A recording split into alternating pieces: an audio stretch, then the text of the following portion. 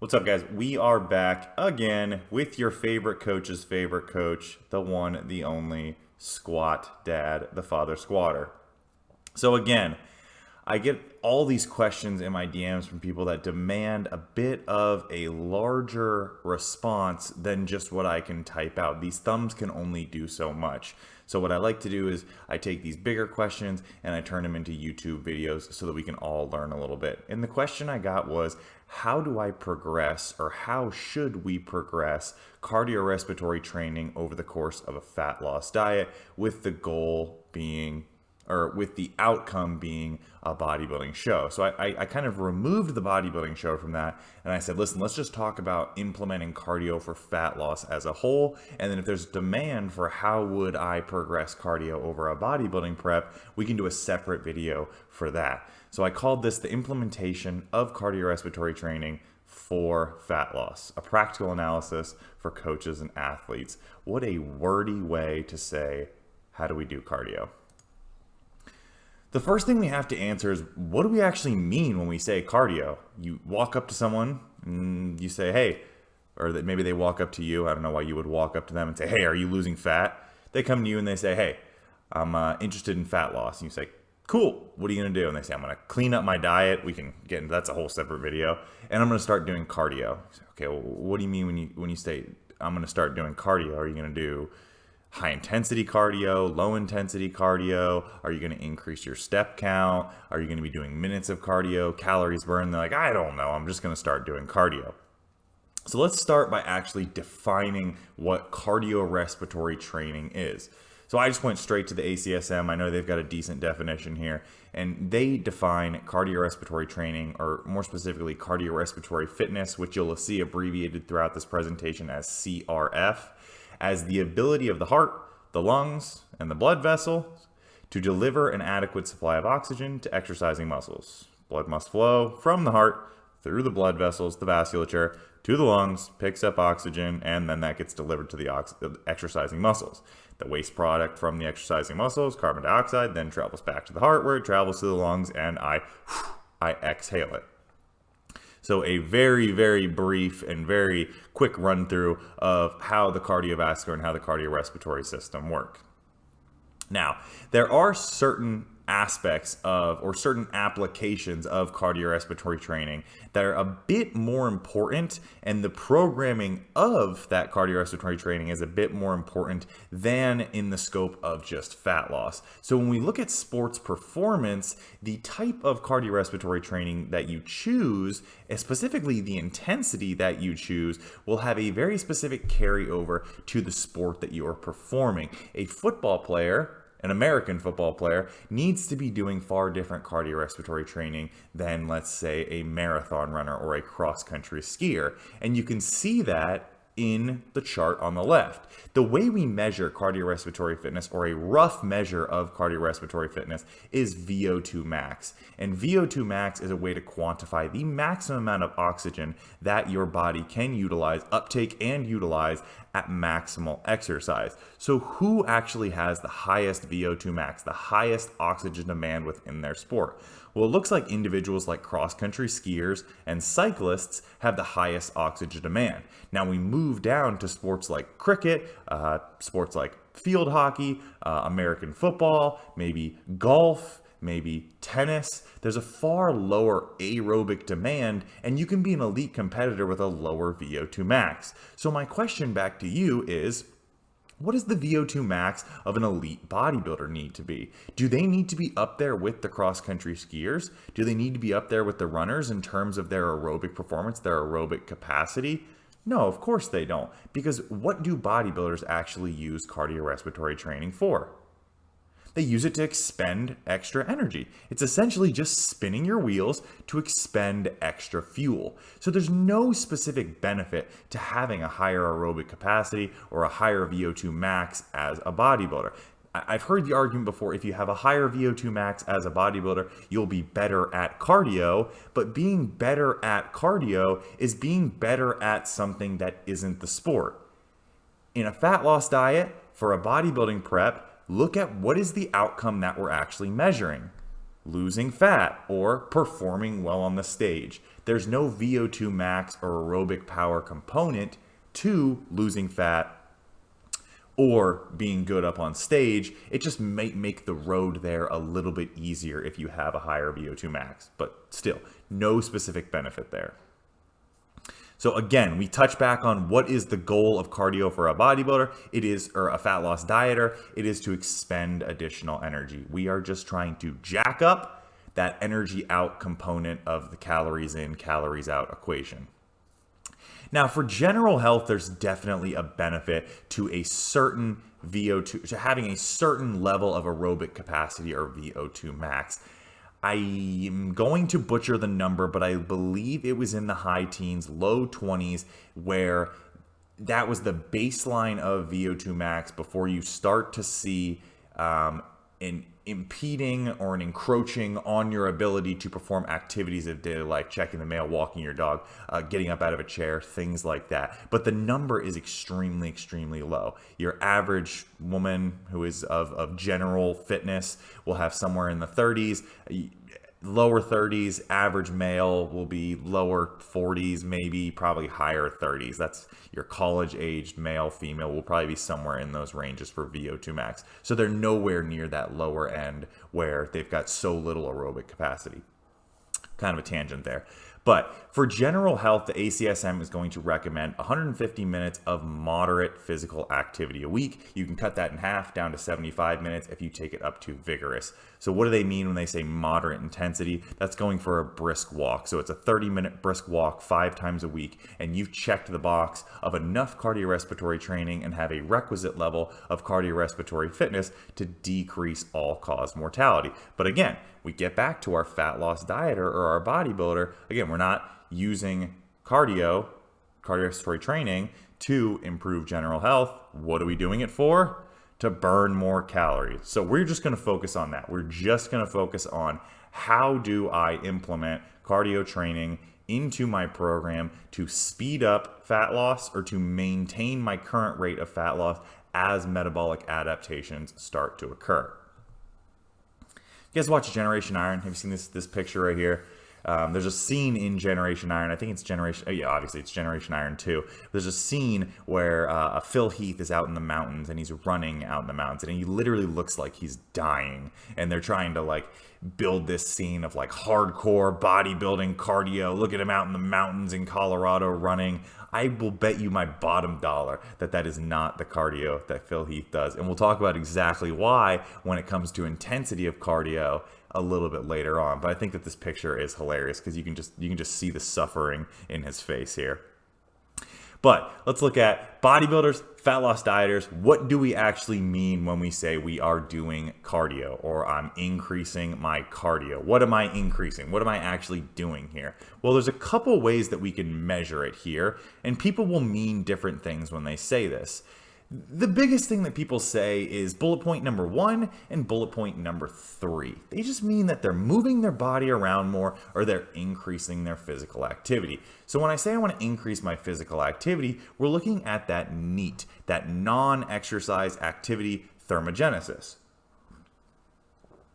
Delicious. Best way to measure your NEAT is probably going to be your step count. That's the way that I use with all of my clients to quantify their physical activity throughout the day or their NEAT. We all know that over the course of a diet, NEAT tends to auto-regulate itself downward as a kind of mechanism of maintenance of body weight. So it's important over the course of a diet if you are trying to lose fat or get on stage for a bodybuilding competition to maintain that NEAT or possibly increase your NEAT as the diet goes along. Bullet point number 2.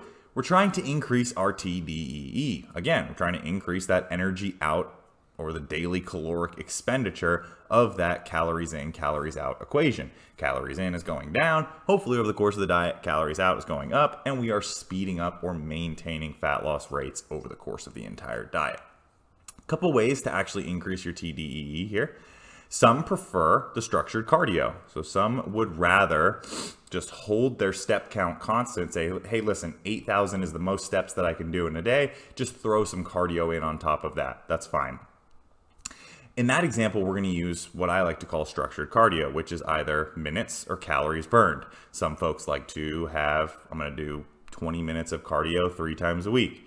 Some prefer the calories burned form of that. They're going to burn 300 calories 3 times a week. And we'll talk about a little bit later about the validity and the value in each of those. But for now, just structured cardio. It can come in minutes. It can come in calories. Another part of that, and this is kind of a myth that has died as far as I can see from the kind of fitness stratosphere, and that's the use of resistance training to increase your caloric expenditure. When we look at resistance training, it is a piss poor way to actually increase your daily caloric expenditure. And that's because if you truly think about what you're doing while you are resistance training, it is mostly resting and then a little bit of physical activity. Let's say you're going to the gym for 20 sets of legs. It's a hard leg day. You're going to do 20 sets of legs. How long does each set take? I'll be gracious and I'll give you 30 seconds. They're long-lasting sets. So you're doing 20 sets. Each of those last 30 seconds, you've just done 10 minutes of work. Your workout has taken you an hour and 15 minutes, 10 of that being actually performing work, the rest of it being sitting down. And that's why sitting down and resting between sets. And that's why resistance training is such a poor way to burn additional calories. But if you did want to go that route, even though it's somewhat of a fool's errand, there are some ways to make sure that your resistance training session burns more calories. You can go with like a circuit training approach. That will add somewhat of an aerobic component to it. The higher repetitions, higher volumes, more sets. You're basically just adding additional work to the training session, the resistance training session, to boost the caloric expenditure. Not a route that I would go, because there are better ways to get it done when it comes to increasing your daily caloric expenditure. Structured cardio outperforms resistance training on a calorie per time basis all day, every day. The final part of increasing cardio or just doing things to increase caloric expenditure is just going to be moving around more. So walking your dog, actually taking your dog for a walk. When I go into contest prep, excuse me, I'm getting over a little cold. When I get into contest prep, I'll actually go out and walk with my dogs instead of just kind of opening the back door and say, go, get out there. Do some chores. So do the laundry, do the dishes, stuff like that. Get up, move around. More grocery shopping. Again, another strategy that I use is I like to go, it's inefficient, but I like to go to Publix, our local grocery store, every single day when I am in a fat loss diet, because I can count on adding 1,000 to 1,500 steps just from walking around the grocery store. Play the walking around the grocery store game. Even if you only need a couple things, you hit every single aisle just to see what they've got to increase your step count.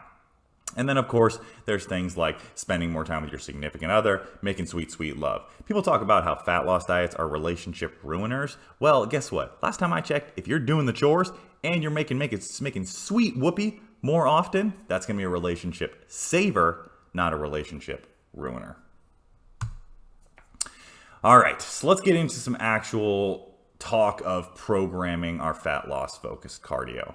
So a decision has to be made whether I'm going to choose high intensity or low intensity cardio. And if you remember back to 2014, 2015, the evidence-based decision at the time was to choose the higher intensity. It was to do the interval training. Burned more calories per unit time. You were done faster, which meant that you were at home, on the couch, eating, relaxing, recovering for your next training session faster. Now, in 2020, times they are a-changin'. We've moved over to more of a lower intensity approach. The evidence-based approach is the lower intensity. The lower intensity means less systemic fatigue, so your legs aren't getting burned out from doing intervals on the bike or whatever it may be, and there's less recovery demand between sessions. Now, is there going to be a massive, massive difference between the two approaches? I would argue probably not. At the end of a diet, when things are very, very hard, you've got 4 weeks before you step on stage, doing intervals, man, that's really going to be tough. But for the rest of that diet, I don't think that there's going to be a humongous difference between the two approaches. Some people simply want to get their cardio done faster. And if I tell you you can spend 15 minutes on the treadmill and go a little bit faster, or quite a bit faster, or you can go 45 minutes and just walk it out, some people will choose the 45 minutes and say, hey, I'll put on a video, I'll put on an episode of The Mandalorian or whatever it is, and I'll just walk it out. Some people say, get me off this hell machine, I want to be done in 15 minutes. So a lot of it is personal preference there, but when you want to get into optimizing things, choosing the lower intensity cardio will result in less systemic fatigue, and therefore your resistance training sessions, the part of a diet that maintains lean body mass, will be of a higher quality. So over the course of the entire diet, you will see a small difference in terms of lean body mass maintenance, or you should see a difference in terms of lean body mass maintenance with the lower intensity forms of cardio. Now, some other things to manipulate here, or to program around, or to consider when you are programming in cardio, step count is going to be huge. So is your client, or are you as the client, a low, a moderate, or a high activity individual? Now, I've got some numbers that I use. I've seen some different numbers from the ACSM, from the NASM. I saw Alan Aragon post some different numbers the other day, but these are just the numbers that I use. Feel free to use them yourself, or say you don't know what you're talking about. These numbers are far better. Low activity, I say, is between 5,000 and 8,000 steps a day. Moderate, anywhere between 8,000 and 10,000 steps a day. High activity is going to be somewhere around 10 to 12 or over 12,000 steps a day.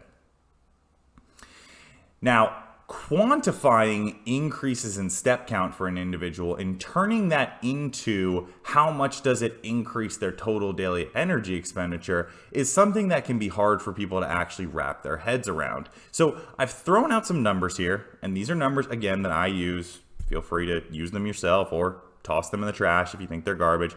But these are numbers that I've used with my clients and have had a good amount of success when it comes to actually saying, all right, an increase in steps of X translates to an increase in TDEE of Y.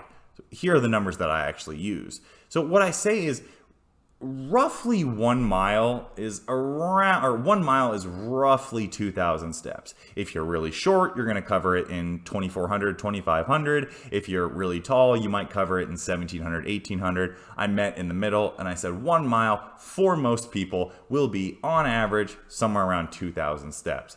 And if 1 mile equals a calorie expenditure of 100 calories, and again, I know if you're bigger, it'll be closer to 120. If you're smaller, it might be as low as 70. Again, I just met right in the middle at 100 calories. Then you can actually quantify a TDEE increase from an increase in steps. So if you take someone from 6,000 steps to 10,000 steps, you've added 4,000 steps, you've added probably somewhere in the vicinity of 200 calories to their total daily energy expenditure.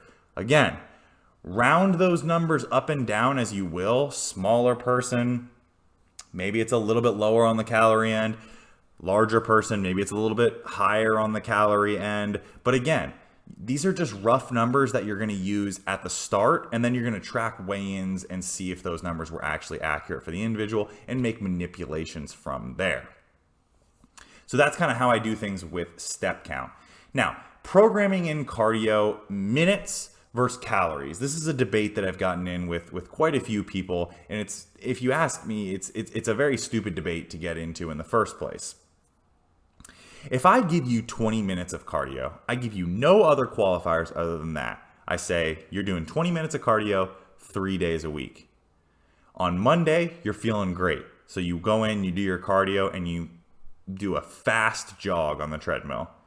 Wednesday, you go in to do your cardio. You feel like shit. Your girlfriend broke up with you. Work was terrible. Whatever. You just walk on the treadmill. No incline. You're just walking at 2 miles per hour.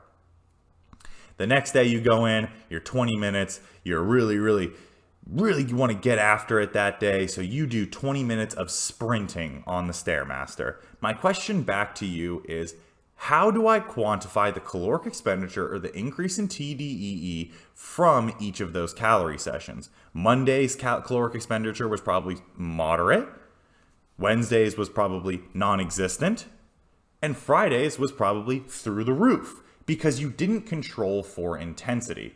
So without controlling for intensity, giving someone minutes of cardio is not a very good tool to use, because one all-out minute of cardio does not equal one sandbagging minute of cardio. So what's a better way? And I have to thank Jason Holt, the complete meathead on Instagram, if you want to give him a follow, for pointing me towards calories expended during cardio as opposed to minutes of cardio. So you give someone 200 calories of cardio, 3 sessions a week. It doesn't matter if they want to go fast, if they want to go slow, they stop their cardio when they get to 200 calories. That might take them 10 minutes, that might take them 30 minutes. But what's controlled for is the caloric expenditure of that cardio. And I get pushback from people when they say, what about the accuracy of the machines? These machines, their caloric expenditure, it isn't very accurate. And I 100% agree with that. But my counterpoint to that is it doesn't really matter, because if you're sticking with the same piece of cardio equipment every single day, people usually aren't jumping from gym to gym. You're walking on the same piece of the same treadmill or the same elliptical or whatever it is. If I add 100 calories, I add 100 calories. It doesn't matter if that 100 calories is accurate. What I've done is progressed and added to your cardio. So therefore, your daily caloric expenditure will go up nonetheless. Even if it's 180, 120, it doesn't matter. It's still going to go up, and that will reflect in your fat loss and on the scale. So this minutes versus calories debate, or this other debate that I see where people say you shouldn't even do cardio during a contest prep. Just count your steps and you'll be good to go. Some people don't like the step count approach. Some people prefer the cardio approach. Some people prefer the minutes approach. Some people prefer the calories approach. So you really need to kind of take the style that's going to work best for your client, that they're going to stick with, and then progress that logically and control the variables that you need to control to make sure that at the end of the day, when you add stuff on to cardio, whether it's steps, whether it's minutes, whether it's calories, that their expenditure is going up and it's going to be reflected in their fat loss and on the scale. So let's put that debate to rest. All right, so when do I actually add cardio and why? Well, when is going to be completely dependent on weigh-ins. So depending on the weigh-ins. So when you start with a client, they're going to give you, most of the time, if you're good at prodding and getting them to answer the questions that you want, they're going to give you somewhat of a weight loss goal. I want to lose 10 pounds in the next 3 months. I want to lose 100 pounds this year, whatever it is. So once you have that number from them, then you can set a pounds per week or a percentage of body weight per week goal. So they say, hey, I want to lose, try and make this easy, I want to lose 10 pounds in 10 weeks. You know, okay, we need to lose 1 pound per week, and then you're going to track their weigh-ins. If they're not losing that 1 pound per week, if they fall a little bit behind, then you know you need to increase their caloric expenditure, whether that be through cardio or decrease their caloric intake via food. So just look at the daily goal. If you're falling short for not 1, but 2 weekly weigh-ins in a row. So why 2 weekly weigh-ins in a row? Water fluctuations, the whoosh effect, the menstrual cycle for women. There's a lot of variables that can go into this that can throw off 1 week of weigh-ins. So be patient before you throw a bunch of cardio or slash someone's food. 2 weekly weigh-ins in a row. Use average weights.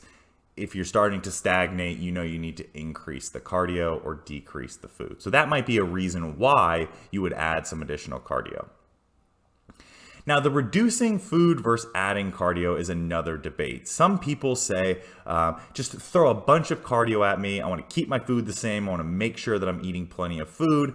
Other individuals will say, you know what, just cut my food. I hate cardio so much. Probably, your best bet, the most successful route is going to be to meet somewhere in the middle. Make even cuts of food with additions to cardio. But early on in the diet, it's going to be personal preference. When you've got plenty of macros to slash and the individual is basically doing no cardio, you can just ask them, say, hey, would you rather eat less or do more cardio? And you can just add as you will early on. But late on in a diet, when someone is doing a ton of cardio or eating very little food, then it becomes a matter of what do I want to add or cut, add cardio, cut food, that will have the least detrimental effect on the diet as a whole. If they're already basically in a protein spared modified fast, they're pretty much just eating lean proteins and veggies, probably got to add over on the cardio side. If they're already doing 2 hours of cardio a day, I don't know how much more they can handle there. Let's look at the food instead. If they're doing 2 hours of cardio a day, something is going terribly wrong. But we'll leave that alone. So some other stuff that I've seen thrown around the internet that makes me laugh is the practicality of a cardio-free diet. People will say, you know what, I'm going to do a bodybuilding prep and I'm not going to do any cardio. Can you do that? Sure, you can. But your food is going to get so low that you're essentially just going to be eating protein and broccoli, and that might not even get you to the stage. So don't go into a contest diet or a diet and say, I'm going to do no cardio at all. Just go into it and say, hey, listen, I'm okay with doing a reasonable amount. And then there's other people that say, listen, I'm just going to keep my food. I started my diet at 3,000 calories. I'm going to stay at 3,000 calories all the way through, and I'm just going to add cardio. Again, there's very little practicality of that. It doesn't work when you actually put it into action, because the amount of cardio that you have to do to sustain body fat loss as metabolic adaptation ramps up just becomes so much that there's not enough hours in the day. So what did I say at the beginning? Cut a little bit from each. Meet somewhere in the middle. Excuse me.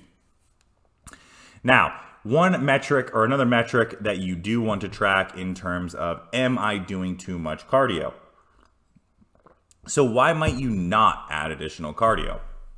You want to look at training quality. So if you are no longer able to progress your training, whether that be by adding load or adding reps, maybe even adding sets if you want to go that route, from week to week, your quality, your ability to perform in the gym when you're lifting just really tanks, I would look at how much cardio you're actually doing and then kind of dial that back. Because remember, what's the point of resistance training when we are dieting? The point is to sustain lean body mass over the course of a diet.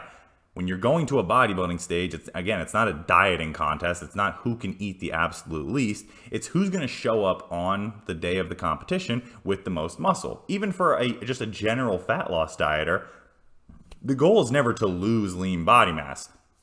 And if resistance training is going in the toilet, there's a good chance that you actually are losing some lean body mass.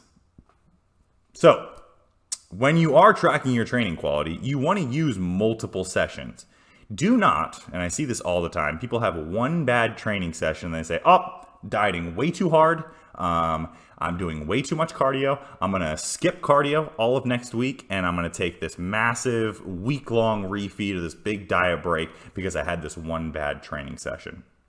It needs to be a series of bad training sessions in a row. Preferably, I had an entire bad week of training. Well, let's look at your other stuff. Were you stressed out? Did you sleep? Did you take your supplements? All this. Was everything else handled and accounted for? And you had a bad week of training, a full week of training where you just absolutely felt like crap, then yeah, we're probably doing too much cardio. We should dial that back. Now, one other special consideration that I did want to mention here was you will work with certain individuals who have time constraints. Very busy executive types that only have 1 hour to give you 3 days a week or 5 days a week, whatever it may be, and they need to get it done and they need to progress. So when you are working with limited time and the goal is to sustain a moderate to aggressive level of fat loss, cardio intensity is going to have to be high, because with that limited time that you have a very short duration and a demand for a high output, a high caloric expenditure. So what variable do you have to manipulate to make that happen? Intensity. And you really have to jack it up. So in that scenario, you may have to throw out what's optimal, the lower intensity cardio that gives you a better chance of sustaining lean body mass, and bring in what's actually practical, which is a higher intensity of cardio to boost up the caloric expenditure for your limited amount of time that you have with the individual to sustain that desired level of fat loss. So for those who are working with limited time, higher intensity cardio may be the only choice for them if they actually want to make this happen. Okay, now all of this is fine and dandy. I love these abstract conversations of how do we make this stuff work, but let's actually look at some numbers here of what this might actually look like. So I've given us a sample client here. We're gonna name him James. James is a 26-year-old male. He's 198 pounds, 90 kilos for my communist friends. He's 18% body fat. He's lifting 6 days a week. Does 200 calories of cardio twice a week. And he averages 6,000 steps per day. What's his goal? Well, his goal is to compete in men's physique. Men's physique, they have to get roughly 6% body fat. And he wants to get there in 20 weeks. So we want to start by kind of laying out some stats here. His lean body mass is 162.4. We just do that by taking 198, multiplying that by 0.82 to get his lean body mass. So we know that he has around 162.5 pounds of lean body mass.